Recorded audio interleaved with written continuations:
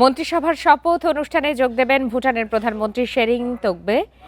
অংশ নেবেন ভারতের লোকসভার স্পিকার ওম বিড়লা ও পররাষ্ট্র সচিব বিক্রম মিশ্রি। এ বিষয়ে আলোচনা করতে এই মুহূর্তে চট্টগ্রাম থেকে আমাদের সঙ্গে যোগ দিয়েছেন সংসদ বিশ্লেষক নিজামুদ্দিন আহমদ। জনাব নিজামুদ্দিন আহমদ, আপনাকে স্বাগত জানাচ্ছি ইন্ডিপেন্ডেন্ট টেলিভিশনে।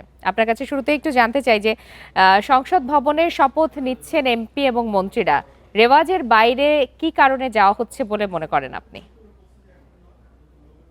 আবার কোথাও বাইরে বললেন? সংসদের বাইরে? সংসদ ভবনে শপথ নিচ্ছেন এবারই প্রথম তো এমপি মন্ত্রীরা রেওয়াজের বাইরে গিয়ে সংসদ ভবনের দক্ষিণ প্লাজায় শপথ নেবেন বলে তারা একটি সিদ্ধান্ত নিয়েছেন এবং মঙ্গলবারই সেটি অনুষ্ঠিত হচ্ছে। এই যে রেওয়াজের বাইরে গিয়ে শপথ গ্রহণ করার এর কারণ কি বলে আপনি মনে করেন? আমার ধারণা যেটা হচ্ছে এই তো স্পেসিফিক কারণ বলা মুশকিল, কারণ তারা ব্যাখ্যা করেন নাই যারা এই আয়োজন করলেন। তবে এখন মনে হচ্ছে যেহেতু যারা যারা ক্ষমতায় আসছেন তারা হয়তো মনে করছেন যে ওই বঙ্গভবনের ছোট একটা রুমের মধ্যে সব কনসেন্ট্রেটেড না করে জনগণের সঙ্গে জনগণের সামনে শপথ গ্রহণ করতে যাচ্ছে, যেখানে হয়তো হাজার হাজার লোকজন দেখতে পারবে কারা শপথ গ্রহণ করছেন। সেদিক থেকে আমি মনে করি এই ব্যতিক্রম ভালো লক্ষণ বা উদাহরণটা যে খুব খারাপ তা আমার মনে হচ্ছে না। যদিও একটু রেওয়াজের বাইরে হচ্ছে, কিন্তু আমি মনে করি যে এটা খুব খারাপ কিছু না, ভালো। কারণ জনগণের সরকার কখন শপথ নিচ্ছে কিভাবে নিচ্ছে তা অন্তত দেখতে পাচ্ছে খোলা জায়গায়। আর বঙ্গভবনের একটা রুমের মধ্যে যারা শপথ নিচ্ছেন ওখানে তো অল্প কয়েকজন দিতে পারতেন, এমন সামাজিক গণ্যমান্যদেরকে শুধু ডাকেন সেখানে। এখানে তো আপনার 1000 লোকটা ডাকতেন, কয়েক হাজার লোক তো বাইরে থেকে দেখতে পারবে। সেদিক থেকে আমি মনে করি এটা অনন্য একটা উদাহরণ, সিস্টেমটা ভালো। আরেকটি বিষয় জানতে চাই যে নিয়ম অনুযায়ী তো সার্কভুক্ত দেশের উচ্চপদস্থ বা উচ্চ পর্যায়ের সরকার দলীয়দেরকে বলা হয় এই শপথ অনুষ্ঠানে অংশগ্রহণের জন্য। সেক্ষেত্রে ভারত এবং পাকিস্তানের সরকারের প্রতিনিধিরা আসছেন, এটিকে কি এক ধরনের কূটনৈতিক ভারসাম্য হিসাবে আপনি দেখছেন কিনা, নাকি এটি শুধুই নিয়ম রক্ষা? আমি তো মনে করি যেহেতু দুদেশ থেকে আসছেন, কাজেই আমাদের যেহেতু নতুন সরকার আসছেন, নতুন সরকারের সাথে নতুন সরকার বলছে সবার সাথে সুসম্পর্ক রাখবেন, চেষ্টা করবেন। এদিক থেকে আমি মনে করি যে ওরা উভয় দেশকে গুরুত্ব দিয়ে দেখছেন, কারোর প্রতি বেশি আনুগত্য বা কারোর প্রতি বেশি তাদের বন্ধুত্বের সম্পর্ক হিসেবে দেখানো যাচ্ছে না। সেদিক থেকে আমি মনে করি এটা ভালো উত্তম জিনিস যে আমরা সবার সাথেই, যেটা আমাদের ফরেন পলিসির মূল মোটিভ, যেটা সবার সাথে বন্ধুত্ব, কারোর সাথে আমাদের বৈরিতা নেই। এটা আমি মনে করি একদিকে ভালো। সেক্ষেত্রে 5ই আগস্টের পর থেকে ভারতের সঙ্গে যে সম্পর্ক এবং নির্বাচনের আগ পর্যন্ত তাদের যে ধরনের কার্যক্রম ছিল, সেক্ষেত্রে ভারতের লোকসভার স্পিকার এবং পররাষ্ট্র সচিব আসছেন এই শপথ গ্রহণ অনুষ্ঠানে। আপনার কি মনে হয় বাংলাদেশের সাথে সম্পর্ক উন্নয়নে এটি কি কোনো ধরনের ভূমিকা রাখবে কিনা?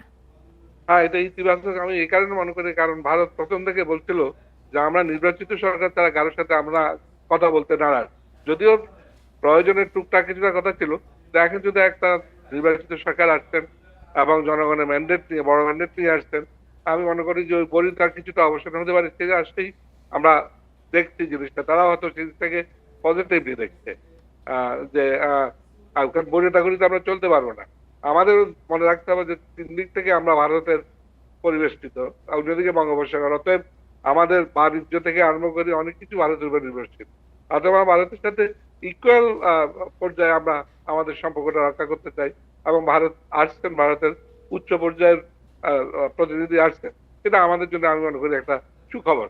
এতে আমরা আশাবাদী। জি জনাব নিজামুদ্দিন আহমদ, আপনার কি মনে হয় যে কূটনীতি ছাড়াও নতুন সরকারের সামনে আর কি কি চ্যালেঞ্জ রয়েছে? অর্থনীতি প্রধান চ্যালেঞ্জ। যে অর্থনীতি যে যে পর্যায়ে আসছে এটা কোন রকমের চলমান ছিল, কিন্তু অর্থনীতির অগ্রগতিটা তুলনামূলকভাবে কম। আর যে অর্থনীতিকে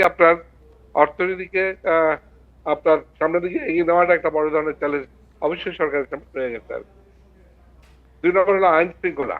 এটা এটা বেসিক্যালি আইন শৃঙ্খলার অনেক অবনতি হয়েছে আমাদের, যদি এখনো কিছুটা একটু ভালো দিকে যাচ্ছে, তবে এটা আরো অনেক বেশি আইন শৃঙ্খলার উপরে, রক্ষার উপরে বা উন্নতির উপরে সরকারকে গুরুত্ব দিতে হবে। এই দুটো আমি মনে করি প্রধান প্রধান জিনিস। এছাড়া ধরেন কর্মসংস্থান সৃষ্টি, যেগুলো ওরা অলরেডি কমিট করছেন, যারা সংখ্যাগরিষ্ঠ দল হিসাবে সরকার গঠন করবেন, তাদের কমিটমেন্টে যেগুলো আছে এগুলো তো তাদের জন্য খুব সহজ কাজ না, কিন্তু অসম্ভব কিছু না। তাদেরকে সামনের দিকে যেতে হবে সেগুলো নিয়ে, এগুলো বড় চ্যালেঞ্জ হতে।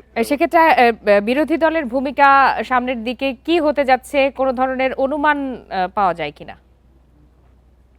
দুঃখের সাথে যেটা বলতে হচ্ছে যে আমরা আমাদের পুরানো ঐতিহ্য থেকে বের হতে পারলাম। আপনি ওই একই নির্বাচন কারচুপির কথাটা আবারও আমাদের শুনতে হলো, এবং সত্য কিন্তু আমরা জানি না। যদি সত্য হয়ে থাকে, এটা অসম্ভব গণিত কাজ। আর যদি সত্য না হয়, তাহলে আপনি তো শুরুতেই দেখালেন যে আমি যে কি ধরনের রোল আমার হতে পারে। এখন গতকালকে যেটা ভবিষ্যৎ যিনি প্রধান বিরোধী দলের নেতা হবেন, উনি তো বলছিলেন যে আমরা সরকারের সাথে সরকারের সহায়তা করতে চাই, সহযোগিতা করতে চাই। খুবই ভালো। জি। কিন্তু এই যে কারচুপির ব্যাপারটা যতক্ষণ সমাধান না হচ্ছে, জনাব ততক্ষণ তো দেখা যাচ্ছে নিজাম উদ্দিন আহমদ, আপনাকে অনেক ধন্যবাদ আমাদেরকে সময় দেওয়ার জন্য।